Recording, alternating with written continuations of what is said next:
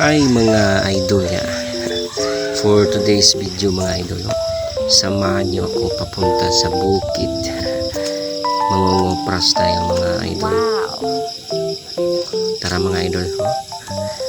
Ayan mga idol, ating tinatanggalan ng butay. Ano bang tawag sa inyo dyan mga idol?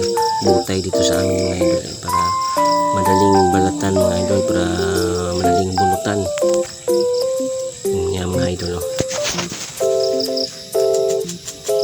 Kaway-kaway mga idol, mga nakakaranas ng ganitong mga idol.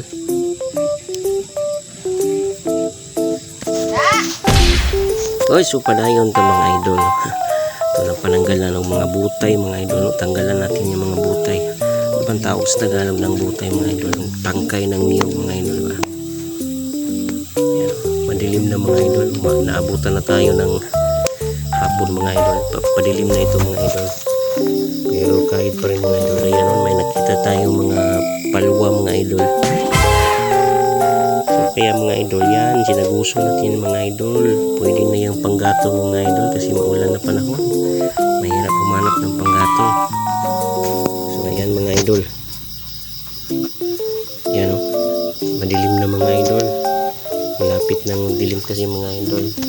Bandang hapon na ito mga idol. Pero patuloy pa rin tayo mga idol, no? Para makarami tayo sa ating ginagawa.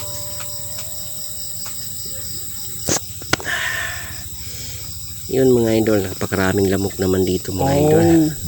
Pero binabaliwala natin yan mga idol kasi may titin na trabaho tayo. Yun mga idol. Ayun. Nagpalit tayo ng pwesto mga idol. Lumipat tayo doon sa ibang tapok. Ano bang tawag doon? Tapok mga idol. Yun. Tinanggalan na naman natin yung mga tangkay para madaling balatan mga idol. Kasi bukas magbabalat tayo ng niyog. Tawag doon magbunot. Iba yung magbunot kasi. Pagbunot kasi mangibot na siya eh.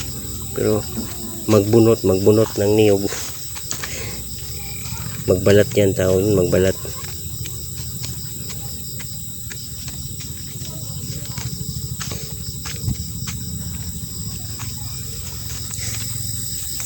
So yan mga idol. Parang mataas-taas na video ito mga idol. So hanggang dito mga idol, no? Papas forward na lang natin mga idol, no?